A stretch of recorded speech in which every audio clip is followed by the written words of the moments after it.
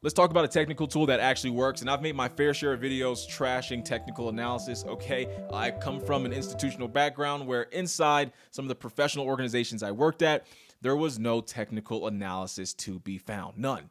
Except for the Fibonacci retracement tool. Now, one thing I want to say is we're not going to go into the technical tools, how they work and why they don't work. I kind of want to save that maybe for another video, right? But by and large, I think we can put all technical tools in a similar bucket. And that's what I want to do right now. We know that technical indicators and oscillators like RSIs, MACDs, CCIs, moving averages, boiler bands, okay, they basically are looking at price within a certain range. All right, they're doing some sort of mathematical formula and they're basically displaying to you, hey, this is maybe how overbought this particular market is relative to the past, right? How oversold it is, how out of bounds it is, right? Some of these tools are trending tools, okay, like the MACD. And again, some of these tools are more centered around being overbought, oversold, that there's like a retracement due to come, like the RSI. And when you're looking for opportunities in the market, whether it's stocks, whether it's FX, whether it's options, it doesn't matter. When you're looking for opportunities, you want to know exactly what that means. And technical traders basically say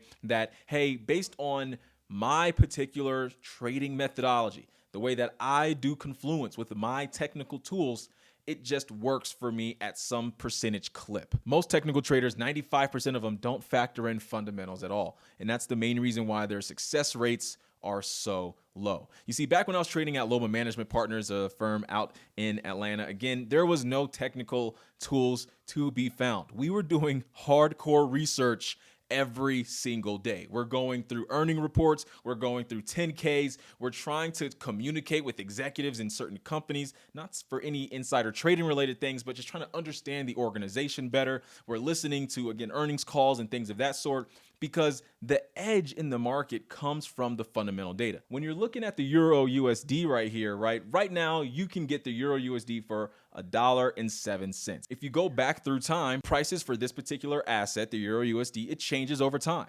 But why do these prices change? These prices change because investors, institutional investors, big money, are assessing the fundamentals of the market. When there was a war happening in Europe, right? Let's go back to when Russia invaded Ukraine, for example, in February, Q1. What do you guys notice here? A massive decline in the value for the Euro USD, all the way down to where the US dollar the Euro USD got to 96 cents. We haven't been past parity in a very long time. You got to go all the way back to 02, all right, 2002. And again, that's because Europe hasn't seen something as scary as Russia and Ukraine. Those kind of situations just hasn't happened in quite the time. And on the flip side, you can see the market collapse that happened in 2008, where the market ran to the upside. Again, this didn't happen because somebody was laying on technical tools and boom, you just get a massive push. No, there are fundamental catalysts that drive markets. The amazing thing about the Fibonacci retracement tool is that it can capture the high and low of that catalyst. And that's how the institutional and the professional guys like to use it. So let's pull on down here to a little bit more recent times. All right. And we'll go from the low to the high. Hey guys, real quick, I forgot to mention what the catalyst was that drove markets from this low all the way up into the 112s. All right. What it was inflation data. All right. So you guys can see that this article was dated November 10th, 2022. And if we go back and go take a look at when the euro actually made that run, you can see that again, this was around that time. And then bam, you get November 10th, you get this massive push to the upside, and it just took markets all the way back up, back into this range here. So this entire move was basically from inflation data that kind of spooked market participants from continuing to buy the dollar. It slowed the dollar strength down. All right, continue watching the video. Make sure you guys like and subscribe. Don't know how to use a Fibonacci retracement tool, or if you want to know the basics of it, comment down below. But right now, I just want to talk about why the institutional guys use it and why it is the best to be used if you're going to be trading in capital markets, not just FX, stocks, everything else. We'll look at this on stocks as well. So from the low to the high, you guys can notice that there's a lot of bouncing happening on the 23.6, on the 38.2. But what do these levels actually represent? Now, we can go and look up exactly the Fibonacci numerical structure and how that works, but that's not actually necessary. That's not how the institutional guys use it. They don't go that deep into the conspiracy of how Fibonacci's function, to be completely honest, guys. They actually only focus on what I'm about to show you right now. They're basically looking to see how many market participants are still bought in to that particular price move. In this instance, it'd be bought in. If those on the other side are selling off a particular asset, right? And so the way you represent that usually is by these levels. A 23.6 means that there's still many people that are in this particular trade. When you get down to the 38.2, it means that, okay, maybe some folks are losing confidence in this particular fundamental catalyst, right? And then when you get down to the 50, you're pretty much at now equilibrium. And now the people that are in that price move are now looking at this and going, okay, let's hope that there's maybe an escalation in this particular situation, because otherwise we're going to probably start to see a complete reversal. And you see this so often where you get a fundamental catalyst in markets that drive prices only for that catalyst to basically be invalidated and markets to turn all the way around. And a great example of this is what happened in Israel when the Hamas attack was going down. Okay, so let's go over and let's go check out October 7th. You'll notice a couple of things here. All right. And so what's always a little bit scary is that you start to see a little bit of volatility even before October 7th. And that's because there were actually some rumors happening that things were going to escalate at some point in time. All right. Let's get out of the weekly because that just kind of puts too much price action in one bar. We'll go down to the daily. And there we go. We can see October 7th very, very clearly here. Markets opened up. Boom. Let's draw a fib from this low here where markets initially pushed out of the range. All right. And if you draw to the upside, what do you notice? You get markets hovering somewhere around that 23.6. But by and large, this thing really consolidated in a very, very small consolidation and then just immediately ran right back to where markets initially pushed out. Now, why did the Israeli shekel fall in so much value during the Hamas attack? Well, initially, the Israeli central bank pushed out billions of dollars of capital basically to help military aid. And some folks started to perceive that as that maybe this would weaken the economy, but it really didn't weaken Israel, the economy, so much. Now, obviously, tourism or whatever maybe have been weakened, but Israel doesn't really rely so much on tourism. Tel Aviv is a massive tech hub, so they have many more resources outside of just people visiting Israel for all of their little religious sites. All right, and so this is what we call mean reversion, and mean reversion was the single best strategy traded in 2024 at some of the largest firms in the world. Bridgewater Capital trades a mean reversion trading strategy. Even Renaissance Technologies uses mean reversion inside of many of their trading algorithms. Rest in peace to Jim Simmons, founder of Renaissance Technologies.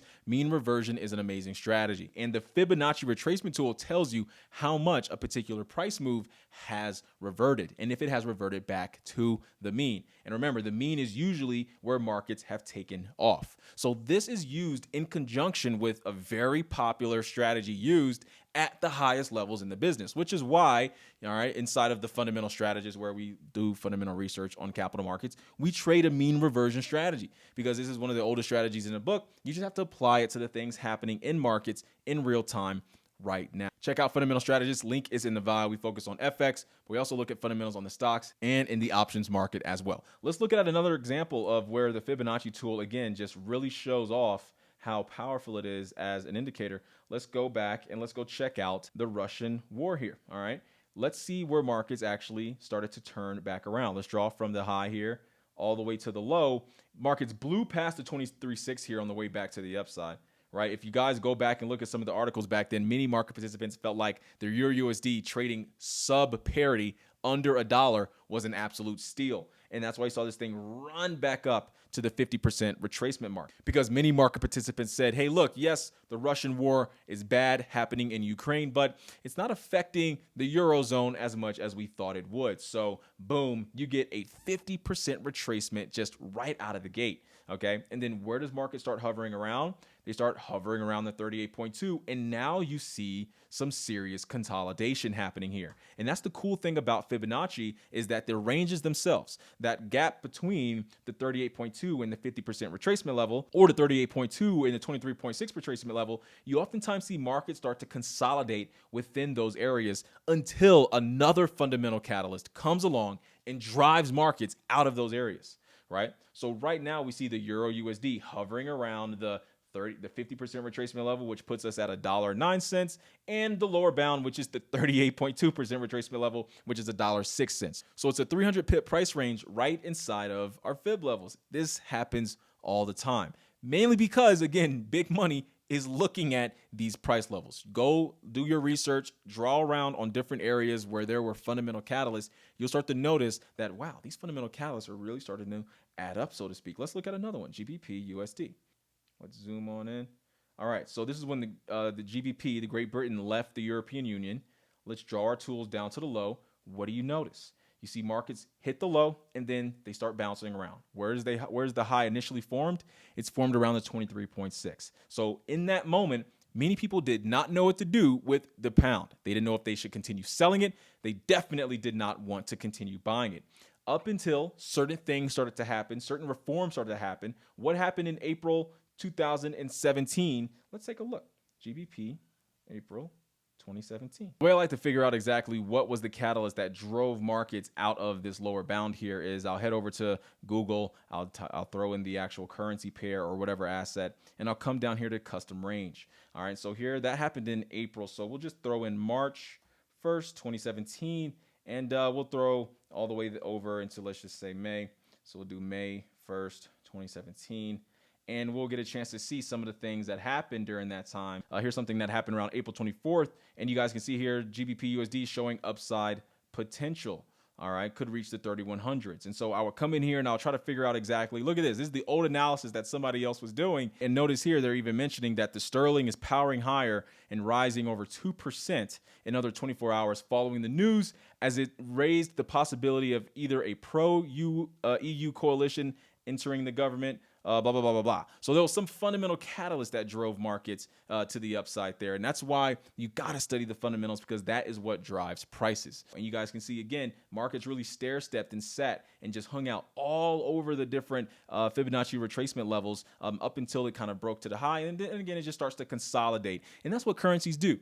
You guys got to remember, this isn't Apple, AAPL, where the market does stuff like this. Right? You actually don't want to see that with big countries. If our G7 are basically looking like this, then we probably have a lot of instability in the world, right? And so what you're mostly seeing when it comes to these currency pairs like the AUD USD, for example, is you're just seeing a lot of consolidation over the years because you want stability in the value of these larger currencies. And that's why mean reversion is one of the most popular trading strategies in FX, is because, again, everything is going to mean revert at some point. These economies don't like to get too far away from each other as it relates to their values. I hope this makes sense why mixing the fundamentals with the Fibonacci retracement tool is so powerful. You guys can see the levels are absolutely respected, but you just can't go too far with that. I like to keep them on higher time frames as well. I never really go below the 4 hour. I'm usually staying on that daily. I'll draw some fibs on the 4 hour every now and then I'm drawing the weekly to get a big picture view of exactly, where we are in the long term. All right. So if you guys got any questions, let me know. If you want an even more in-depth video on fibs, let me know as well. If you got some clapback, I'm here to hear you out. All right, whatever. We'll make it happen. All right. So guys, hope you enjoyed the video. Peace out.